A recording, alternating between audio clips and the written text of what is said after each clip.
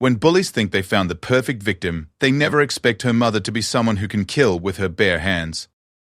Sarah Martinez thought her military days were behind her, but some battles follow you home, and this time, it was personal. The morning sun cast long shadows across Riverside High School as 16-year-old Emma Martinez walked through the front gates, her backpack slung over one shoulder and her head held high despite the knot forming in her stomach. She had learned to put on a brave face, a skill inherited from her mother, though Emma didn't yet understand the full extent of what that meant. Emma was different from most of her classmates, though not in ways that should have mattered. She was intelligent, kind, and had a quiet confidence that came from being raised by a single mother who valued strength of character over everything else. Her mother, Sarah Martinez, had always taught her to stand up for herself and others, to be respectful but never to be a doormat. What Emma didn't know was that these lessons came from someone who had faced real danger in places most people couldn't imagine. The trouble had started 3 weeks earlier, just after the beginning of the school year. It began with Jake Morrison, a senior who seemed to take pleasure in making others feel small. Jake was tall, athletic, and came from a wealthy family that had donated generously to the school. He had a group of followers who hung on his every word and laughed at his cruel jokes. To them, Emma represented everything they felt superior to. She was quiet, she didn't wear expensive clothes, and she didn't seek attention or try to fit in with the popular crowd. The first incident happened in the hallway between classes. Emma was at her locker organizing her books for the next period, when Jake appeared beside her with his usual smirk. "Hey, scholarship girl?" he said loud enough for others to hear. "Nice backpack. Did you get it from the thrift store?" His friends laughed, and Emma felt her cheeks burn with embarrassment, but she said nothing and closed her locker, walking away with as much dignity as she could muster. Sarah had always told her that some people tried to make themselves feel bigger by making others feel smaller, and that the best response was often no response at all, but Jake Morrison wasn't satisfied with being ignored. The harassment escalated gradually. It started with name-calling and mocking comments about Emma's clothes, her lunch, her grades, and anything else they could find fault with. Jake and his friends would make loud comments when she walked by, imitating the way she walked or talked, and spreading rumors about her family. They called her Navy brat because someone had mentioned her mother was a veteran, though they had no idea what that really meant. Emma tried to handle it the way her mother had taught her, with dignity and by not giving them the reaction they wanted. She focused on her studies, spent time with the few genuine friends she had made, and tried not to let the bullying affect her self-worth. But teenage bullies can be relentless when they sense weakness, and they mistook Emma's restraint for fear. The situation took a darker turn when Jake discovered that Emma's mother was often away for work. Sarah had transitioned from military service to private security consulting, which sometimes required travel. She trusted Emma to be responsible and had taught her basic safety measures, but she couldn't be there every moment. Jake began to see this as an opportunity. One afternoon, as Emma walked home from school along the quiet tree-lined street where they lived, she noticed Jake's car following slowly behind her. Her mother had taught her to be aware of her surroundings, so she noticed immediately when the car started trailing her at walking speed. Emma's heart began to race, but she kept walking steadily, not looking back, hoping they would get bored and drive away. Instead, the car pulled up beside her. Jake rolled down his window and leaned out with that same cruel smile. "Where are you going, Navy brat? Home to your empty house?" The comment hit Emma like a cold wave. How did he know her mother wasn't home? Had he been watching her? The thought made her stomach turn. "Leave me alone, Jake," Emma said firmly, still walking without looking directly at the car. "Or what?" Jake laughed. "You'll call Mummy? Oh wait, she's not around, is she?" His friends in the car laughed along, emboldened by their leader's cruelty. Emma quickened her pace, but the car kept following. She could feel panic starting to rise in her chest, but she forced herself to think clearly. Her mother had taught her that panic was the enemy of good decision-making. She was still several blocks from home, and there were other people around. Joggers, dog walkers, neighbors in their yards. She wasn't in immediate physical danger, but the psychological impact was devastating. When Emma finally reached her house, the car drove away, but not before Jake called out, "See you tomorrow, Navy brat. We know where you live now." That night, Emma sat in her room trying to do homework, but she couldn't concentrate. Every sound outside made her jump. Every car that drove by made her peek through the curtains. She considered calling her mother, who was in Chicago on a 3-day consulting job, but she didn't want to worry her or seem like she couldn't handle her own problems. Sarah had raised Emma to be independent and strong, and Emma was proud of living up to those expectations. Her mother often told stories about the importance of handling challenges with courage and intelligence, though she rarely spoke about the specifics of her own experiences. Emma knew her mother had served overseas, but Sarah had always been vague about exactly what she had done in the military. The next day at school was worse. Jake and his friends seemed to have decided that following Emma home had been successful, so they escalated their campaign. They started showing up wherever Emma was, in the hallway, in the cafeteria, even waiting outside her classrooms. They would make threatening gestures, whisper cruel comments as they passed, and generally create an atmosphere of constant intimidation. Emma's grades began to suffer as she found it harder to concentrate. She stopped eating lunch in the cafeteria, instead finding quiet corners where she hoped they wouldn't find her. She even skipped some classes to avoid walking through certain hallways where she knew they would be waiting. The breaking point came on a Friday afternoon. Emma was in the library working on a history project when Jake and two of his friends cornered her at a table in the back corner. Far from where the librarian could see, they sat down around her, trapping her in the chair. "Working hard, scholarship girl," Jake whispered, his voice taking on a menacing tone that Emma had never heard before. "You know, I've been thinking about you a lot lately, about your empty house, about how nobody would know if something happened to you. This wasn't just bullying anymore, this was something darker." The way Jake was looking at her, the way his friends were positioned to block her from leaving, the calculated nature of choosing this isolated spot in the library. This felt dangerous in a way that made every instinct her mother had taught her start screaming. "I have to go," Emma said quietly, trying to stand up. "Sit down," Jake said, and there was something in his voice that made it clear this wasn't a suggestion. "We're not done talking." Emma looked around desperately. The library was nearly empty, and the librarian was helping other students at the front desk. She was trapped, and she could see in Jake's eyes that he knew it. "My mum will be looking for me," Emma said, trying to keep her voice steady. Jake laughed softly. "No, she won't. She's not even in town, remember? We've been watching. We know her schedule better than you think." The words hit Emma like a physical blow. They had been watching her house. They knew when her mother was away. This wasn't random bullying. This was planned, calculated harassment that had crossed into something much more serious. "What do you want?" Emma whispered. "We want you to understand something," Jake said, leaning closer. "You don't belong here. This school, this neighborhood, this whole world, it's not for people like you. And if you don't figure that out on your own, we're going to help you understand." One of his friends, a boy named Marcus, who had always seemed like a follower, spoke up. "Jake, maybe we should—" "Shut up," Jake snapped without taking his eyes off Emma. "She needs to learn her place." Emma realized in that moment that this had gone far beyond typical high school bullying. There was something genuinely threatening about Jake Morrison, something that made her think of the safety lessons her mother had taught her about recognizing real danger.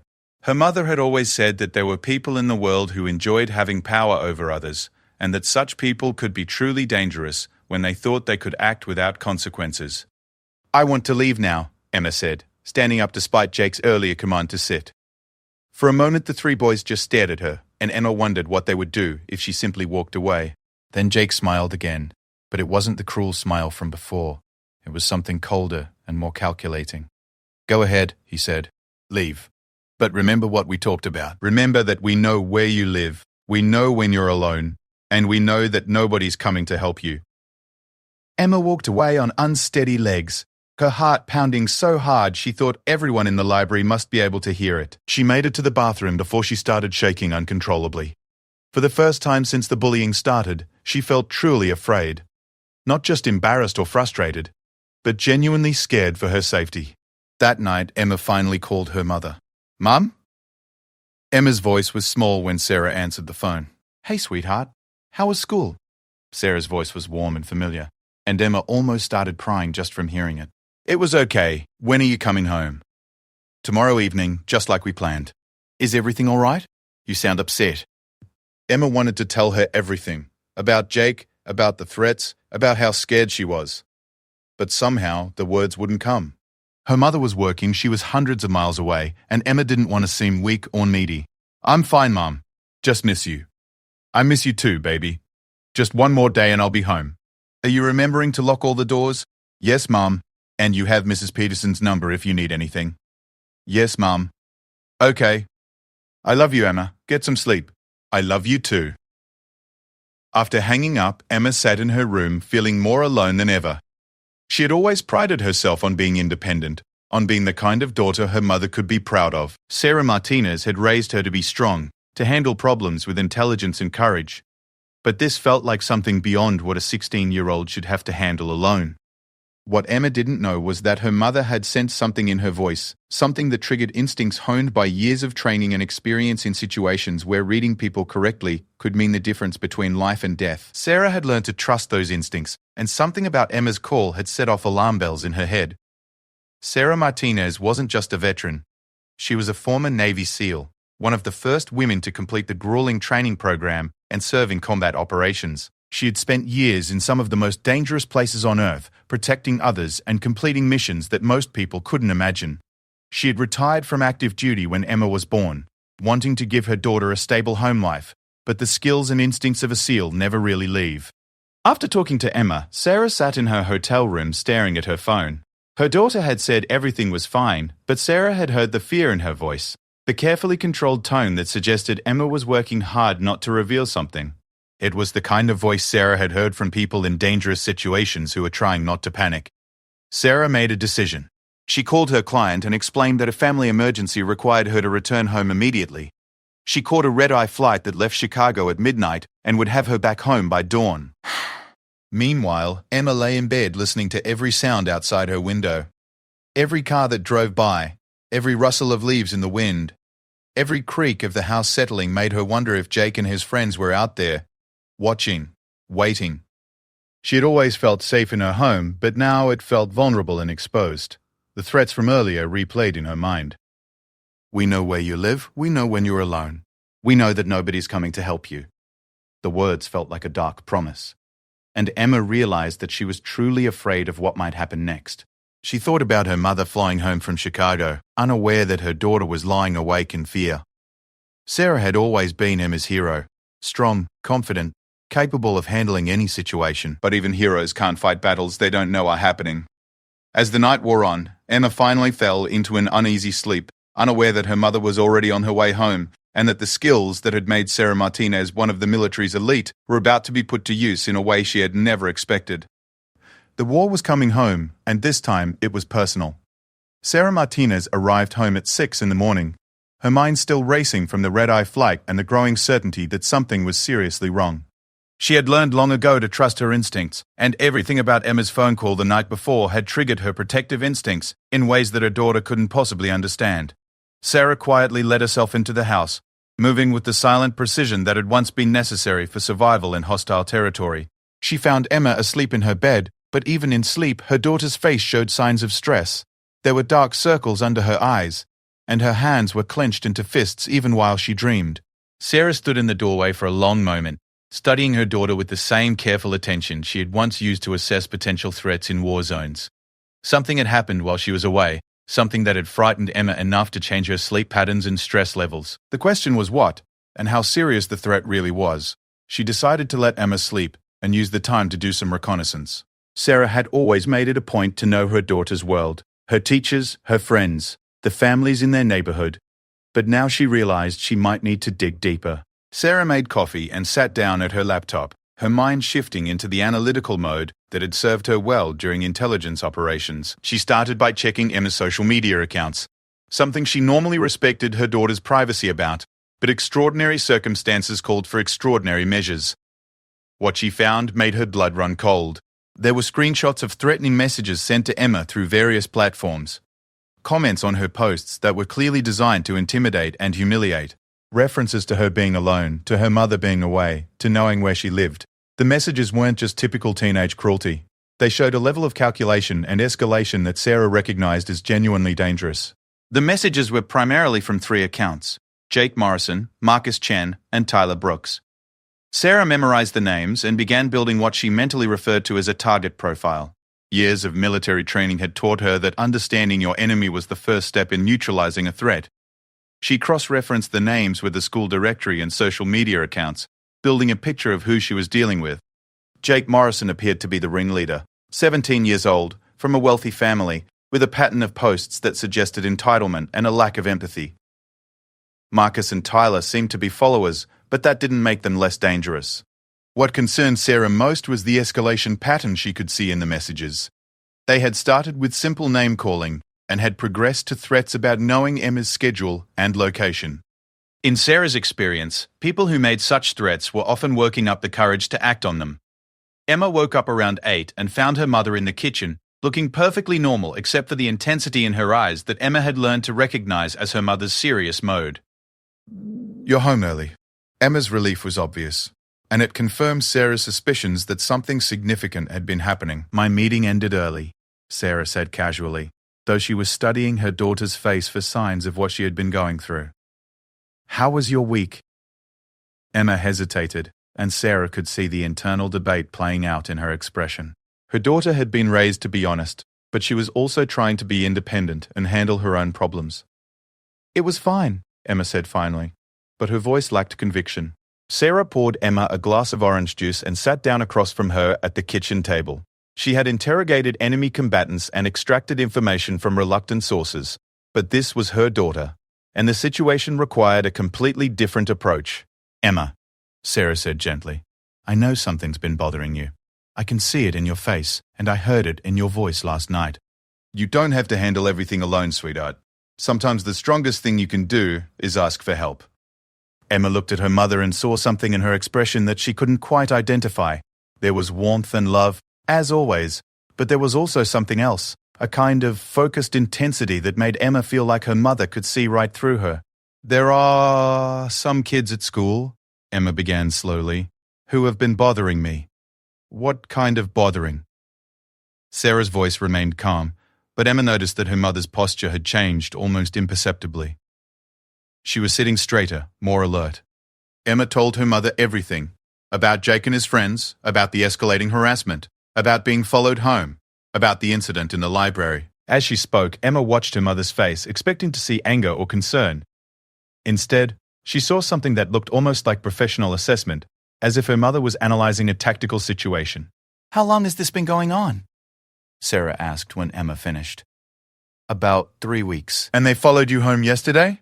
"Yes. They know when you're away for work. They said they've been watching the house." Sarah was quiet for a long moment, and Emma could almost see her mind working. When Sarah finally spoke, her voice was calm but carried an undertone that Emma had never heard before. "Emma, I want you to listen to me very carefully. You did nothing wrong by not telling me about this sooner, but this situation has escalated beyond normal bullying. These boys are engaging in stalking and intimidation, and that's a serious crime." "I didn't want to seem weak," Emma said quietly. Sarah reached across the table and took her daughter's hands. "Asking for help when you're facing a real threat isn't weakness, it's intelligence. I've known soldiers who died because they were too proud to call for backup when they needed it." Emma looked at her mother with surprise. Sarah rarely spoke about her military service in such specific terms. "What are we going to do?" Emma asked.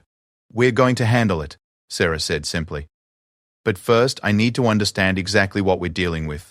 Sarah spent the rest of the morning gathering information with the thoroughness of a military intelligence operation. She called the school and spoke with the principal, Emma's teachers, and the guidance counselor. She learned that Jake Morrison had been in trouble before for aggressive behavior, but his family's influence had kept him from facing serious consequences. She also learned something that made her blood boil. The school had received reports about the harassment of Emma, but had classified it as typical teenage drama and handled it with nothing more than a brief conversation with Jake about being nicer to his classmates. Sarah hung up the phone after speaking with the principal and sat quietly for several minutes. In her military career, she had faced enemies who were trying to kill her, but those enemies had been operating under rules of engagement and international law. This was different. These were predators targeting her daughter in a system that seemed designed to protect them rather than their victim. That afternoon, Sarah drove Emma to school. As they approached the building, Sarah's trained eyes automatically began conducting surveillance, noting sight lines, escape routes, and potential ambush points. It was habit from years of operating in hostile territory, but now she was applying those skills to her daughter's high school. "I'll pick you up right here at 3:15, Sarah told Emma. "If anything happens, anything at all, you call me immediately." Emma nodded and started to get out of the car, but Sarah caught her arm gently. "Emma, I need you to promise me something. If Jake or his friends approach you today, don't try to handle it alone. Find a teacher, go to the office, call me. Whatever you need to do to stay safe." This isn't about being strong or independent anymore. This is about recognizing a genuine threat. Emma looked into her mother's eyes and saw something that made her realize this situation was more serious than she had understood. There was a hardness in her mother's expression that Emma had never seen before, a look that spoke of experience with real danger. "I promise, Mom." Sarah watched Emma walk into the school, then positioned her car where she had a clear view of the entrances. She wasn't leaving anything to chance. Her phone was on the seat beside her, and she had already programmed in the numbers for the school office, the local police, and Emma's classroom. For the next 6 hours, Sarah Martinez was on high alert, in a way that she hadn't been since her last military deployment. Every instinct that had kept her alive in combat zones was now focused on protecting her daughter. Emma made it through most of the school day without incident. Jake and his friends were there, and they watched her with obvious interest, but they seemed to sense that something had changed. Perhaps it was Emma's posture, more confident now that she knew her mother was aware of the situation and taking it seriously. The confrontation came during the last period of the day. Emma was at her locker, gathering her books for homework, when Jake appeared beside her with Marcus and Tyler flanking him. The hallway was crowded with students rushing to catch buses, creating the perfect cover for intimidation. Well, Jake said quietly, positioning himself so that Emma couldn't easily move away from her locker. "Did you have a nice chat with Mummy?" Emma's heart started racing, but she remembered her mother's words about recognizing genuine threats. This felt dangerous in a way that made all her instincts scream for help. "I need to go," Emma said, trying to close her locker and move away. "We're not done talking," Jake said, and his hand shot out to slam Emma's locker shut, nearly catching her fingers. "You see, we heard you've been telling stories about us." "That's not very nice, scholarship girl." Emma realized that somehow they had found out she had spoken to her mother, possibly through contacts in the school administration. The thought that they had that kind of information network made the situation even more frightening. "You and your mommy think you can cause problems for us?" Marcus added, emboldened by Jake's aggression. "Do you have any idea who our families are? What we can do to people like you?" "We tried to be nice," Tyler said, though there had been nothing nice about any of their previous interactions. "We tried to help you understand your place, but you had to go crying to Mummy." Jake stepped closer, and Emma could smell his cologne mixed with something else, the scent of someone who enjoyed intimidating others. "Here's what's going to happen, Navy brat." "You're going to go home and tell your mother that you made it all up, that we were just kidding around and you misunderstood. Because if I don't, what?" Emma found herself saying, surprised by her own voice. Jake's smile turned cold. "Well, accidents happen, especially to girls who walk home alone. Especially when their mothers aren't around to protect them." The threat was clear and specific enough that Emma realized this had crossed every line her mother had taught her to recognize. This wasn't bullying anymore, this was a direct threat of physical harm. Emma looked around the hallway, but the crowd of students was thinning as people hurried to catch buses. The few adults she could see were busy with their own concerns. She was effectively alone with 3 boys who had just threatened to hurt her. Instead of panicking, Emma felt a strange calm settle over her.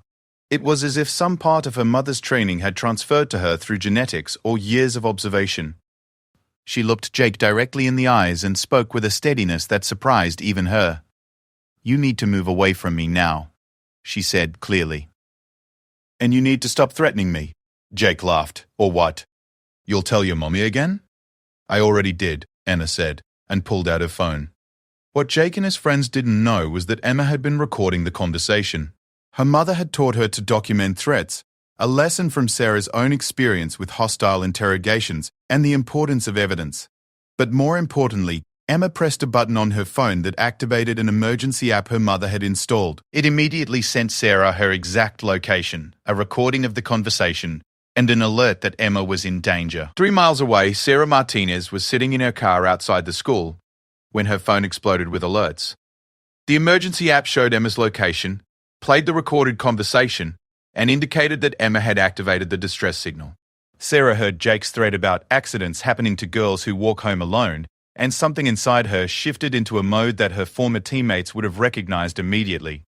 This was no longer a mother dealing with school bullying. This was a Navy SEAL whose family had been directly threatened. Sarah started her car and drove toward the school with the controlled urgency of someone moving to engage a hostile target. Her mind was already working through tactical options, rules of engagement, and potential consequences. These boys had no idea what they had just triggered. Inside the school, Jake had realized that Emma was recording and had grabbed for her phone. In the struggle, Emma's books scattered across the floor, and she stumbled backward against her locker. The physical contact was the final escalation that Sarah's emergency app captured and transmitted. "Delete that recording," Jake hissed, still trying to get Emma's phone. "Delete it now or you'll be sorry. Get away from her." The voice came from behind Jake, and all four teenagers turned to see a woman walking down the hallway with a purposeful stride that commanded attention. At first glance, Sarah Martinez looked like any other concerned mother. Average height, athletic build, dressed in jeans and a sweater. But there was something in the way she moved that suggested she was far more dangerous than she appeared. Jake straightened up, probably expecting to intimidate another adult the way his family's influence had intimidated school administrators. He had no idea that he was facing someone who had killed enemy combatants with her bare hands and survived situations that would have broken most people. "Mrs. Martinez, I presume?" Jake said with a smirk, apparently thinking that social intimidation would work on Emma's mother the same way it worked on everyone else. Sarah stopped about 6 feet away from the group, positioning herself with the unconscious precision of someone trained in close-quarters combat. Her stance looked casual, but Emma noticed that her mother's weight was balanced and her hands were relaxed but ready. "You must be Jake Morrison," Sarah said calmly. "We need to talk." Jake Morrison had never encountered anyone like Sarah Martinez, though he didn't realize it yet. He was accustomed to adults who were either intimidated by his family's wealth and influence, or who tried to handle conflicts with teenage boys through reasoning and compromise. He expected Emma's mother to be just another obstacle that could be managed with the right combination of charm and subtle threats. "Mrs. Martinez," Jake said with practiced confidence, "I think there's been some misunderstanding. We were just talking to Emma about a school project." Sarah looked at her daughter, taking in Emma's scattered books, her defensive posture, and the way the three boys were positioned to trap her against the lockers. Then she looked back at Jake, with the kind of calm assessment that preceded action in combat situations. "Emma, go wait in the main office," Sarah said without taking her eyes off Jake. "Tell them your mother is handling a security situation and will be there shortly." "Mum, Now, Emma." Emma gathered her books quickly and walked away, though she kept looking back with concern. She had never seen her mother like this, completely calm but radiating a kind of controlled danger that made the air feel electric. Once Emma was gone, Sarah's demeanor shifted almost imperceptibly. The concerned mother was still there, but underneath was something that Jake's subconscious recognized as genuinely threatening, even though his conscious mind hadn't caught up yet. "Now," Sarah said quietly, "let's discuss your behavior toward my daughter." Jake glanced at his friends, drawing confidence from their presence. In his experience, 3 teenage boys could intimidate any adult, especially a woman. "Martinez, I don't know what Emma told you, but I heard exactly what you said to her." Sarah interrupted. "Something about accidents happening to girls who walk home alone. Something about her mother not being around to protect her." Jake's confident expression faltered slightly. He hadn't realized Emma was recording, and he certainly hadn't expected her mother to hear his threats so quickly. We were just joking around. You know how kids talk." Sarah stepped closer, and Jake noticed that she moved with a fluid precision that seemed unusual. Most adults moved with the casual coordination of people who had never faced real physical danger. But this woman moved like someone who had been trained for violence.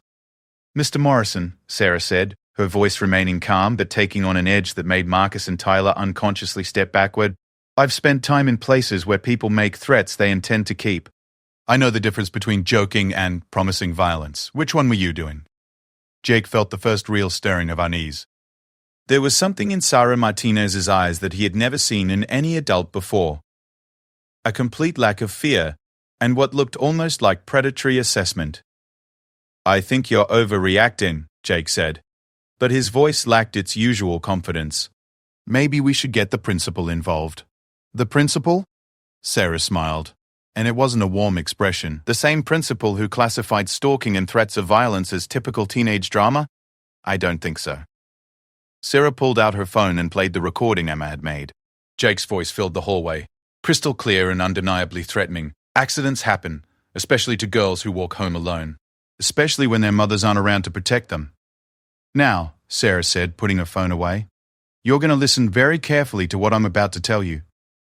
Jake started to object, but Sarah held up one hand, and something in the gesture made him stop talking immediately. It wasn't a casual, wait-a-minute gesture. It was the kind of command signal used to stop movement in tactical situations. "You and your friends have been engaging in criminal stalking, harassment, and intimidation. You've threatened my daughter with physical violence. You've conducted surveillance of my home. Any one of these actions would be enough to have you arrested and charged as an adult. You can't prove," Marcus started to say. Sarah turned to look at him, and he stopped talking mid-sentence. Her gaze had the kind of focus that made people realize they were being evaluated as a potential threat. "I have recordings, screenshots, witness statements, and documentation going back 3 weeks," Sarah said matter-of-factly. "I also have security camera footage of you following my daughter home and conducting surveillance of my property." This was partially a bluff. Sarah had been out of town and hadn't had time to install comprehensive security systems yet, but her delivery was so confident and professional that the boys believed her completely. "But here's what concerns me most," Sarah continued, "is the escalation pattern. You started with name-calling, progressed to stalking, then to direct threats of violence. In my experience, people who follow that pattern are usually working up to acting on their threats." Jake was beginning to realize that this conversation was unlike anything he had ever experienced. Sarah Martinez wasn't trying to scold him or reason with him the way other adults did. She was speaking to him as if he were an enemy combatant, and her calm professionalism was far more frightening than anger would have been. "So here's what's going to happen," Sarah said, and her voice took on the kind of authority that came from years of giving orders in life-or-death situations. "You're going to stop all contact with my daughter. You're going to delete her phone number, remove her from your social media, and pretend she doesn't exist. If you see her in the hallway, you're going to look the other way. And if we don't," Jake said, trying to regain some of his lost bravado. Sarah studied him for a long moment, and Jake had the uncomfortable feeling that she was deciding something important about his future. "Morrison, let me tell you about my background," Sarah said conversationally. "I'm a former Navy SEAL. I've spent years in some of the most dangerous places on Earth, dealing with people who were actively trying to kill me and my teammates. I've been trained in hand-to-hand combat, weapon systems, surveillance, intelligence gathering, and what the military calls neutralizing threats to mission-critical personnel." Jake's face went pale as the implications of what she was saying sank in. "Now, my daughter is my mission-critical personnel," Sarah continued, "and you've identified yourself as a threat to her safety. So I need you to understand something very clearly. I have skills and experience that you cannot imagine, and I will use every single one of them to protect my daughter." Marcus and Tyler were backing away slowly, finally understanding that this situation was far beyond anything they had prepared for. But Jake, either through stubbornness or failure to fully grasp what he was dealing with, tried one more approach. "You're threatening minors," he said. "That's illegal. My father is a lawyer and—" "I'm not threatening anyone," Sarah said calmly. "I'm explaining consequences. If you continue to threaten my daughter, I will have you arrested for stalking, harassment, and making terroristic threats. If you approach my property, I will have you arrested for trespassing. If you make any attempt to harm my daughter, I will defend her using whatever level of force is necessary to neutralize the threat." Sarah paused and looked directly into Jake's eyes. "And, Mr. Joe, Morrison, I want you to understand something about the difference between your father's legal training and my military training. Your father learned to fight with words and paperwork. I learned to fight with everything else." Jake realized that his usual tactics, intimidation, family influence, social pressure, were completely useless against someone who had faced actual enemies in actual combat. Sarah Martinez wasn't impressed by his wealth or his connections or his ability to make other people afraid. She had dealt with people who were far more dangerous than he could ever be. "Do we understand each other?" Sarah asked. Jake nodded, finally understanding that he was completely outmatched. "I need to hear you say it," Sarah said. We understand," Jake mumbled. "Good. Now I want you to take out your phone and delete Emma's number while I watch." Jake hesitated, and Sarah simply waited with the patience of someone who had conducted much more serious interrogations. After a moment, Jake pulled out his phone and deleted Emma's contact information. "Social media too," Sarah said. Jake and his friends removed Emma from their social media accounts while Sarah watched. "Excellent," Sarah said. "Now, I'm going to give you some advice that could save your life. There are two kinds of people in this world. Those who make threats they can't back up, and those who don't make threats at all because they don't need to. I'm the second kind. Sarah stepped closer to Jake, and he found himself backing against the lockers. If I ever hear that you've contacted my daughter, approached her, looked at her wrong, or made her feel unsafe in any way, you're going to discover exactly what I learned during 8 years of military training. And I promise you, Mr. Morrison, that's not an experience you want to have. Jake nodded frantically, finally understanding that he had stumbled into something far more serious than typical adult intervention in teenage problems. One more thing, Sarah said. If you or your friends retaliate against Emma for today's conversation, if you spread rumors about her, if you make her life difficult in any way, I will consider that a continuation of your threat pattern, and I will respond accordingly. Sarah looked at Marcus and Tyler, who were pressed against the opposite wall, looking terrified. That goes for all of you. Emma Martinez is now off limits to you permanently. If I were you, I would transfer to another school district, because the alternative is spending the next 2 years being very, very careful not to cross someone who has killed enemy combatants in defense of American interests. The three boys stood frozen as Sarah walked away, heading toward the main office where Emma was waiting. None of them spoke for several minutes after she was gone. Finally, Marcus whispered, "Jake, what the hell did we just get ourselves into?" Jake was still pressed against the lockers, his mind reeling as he tried to process what had just happened. He had always assumed that his wealth and family connections made him essentially untouchable, at least when it came to dealing with people like Emma and her mother. He had never encountered someone who operated completely outside the social systems that usually protected him. "Did she just say she was a Navy SEAL?" Tyler asked quietly. "Yeah," Jake said, his voice shaky. "Yeah, I think she did." In the main office, Emma was sitting in a chair, trying to process what she had just witnessed. She had never seen her mother in action before, had never understood exactly what Sarah's military background meant in practical terms. Now she was beginning to realize that her quiet, loving mother was someone who had lived through experiences that Emma couldn't even imagine. When Sarah entered the office, Emma looked at her with new eyes. Her mother looked exactly the same as always, but Emma now understood that there were depths to Sarah Martinez that she had never fully appreciated. "Are you okay?" Sarah asked, sitting down beside Emma. "I think so," Emma said. "Mum, what did you say to them?" "I explained some consequences," Sarah said simply. "And I made it clear that threatening my daughter was a mistake they wouldn't want to repeat." Emma looked at her mother with a mixture of awe and curiosity. "You really were a Navy SEAL, weren't you?" Sarah smiled, and it was the warm, familiar smile that Emma remembered from childhood. "I was. But more importantly, I'm your mother, and protecting you is the most important mission I've ever had." Over the next few weeks, the transformation at Emma's school was remarkable. Jake Morrison and his friends didn't just avoid Emma, they seemed to go out of their way to avoid even being in the same parts of the building as her. When they did encounter her by chance, they looked terrified and quickly found reasons to be elsewhere. Word of the confrontation spread through the school, though the details became increasingly exaggerated with each retelling. Some students claimed that Emma's mother was a Special Forces operative, others said she was a CIA agent, and a few insisted she was a former assassin. Emma never corrected these rumors. She found that having a mysterious and possibly dangerous mother was an excellent deterrent to future bullying. More importantly, other students who had been targets of Jake and his friends found that the harassment stopped completely. Jake seemed to have lost all interest in intimidating anyone, apparently having discovered that some people had parents who were willing and able to escalate conflicts beyond anything he was prepared to handle. Emma's grades improved dramatically as she no longer had to worry about being stalked through the hallways or threatened in the library.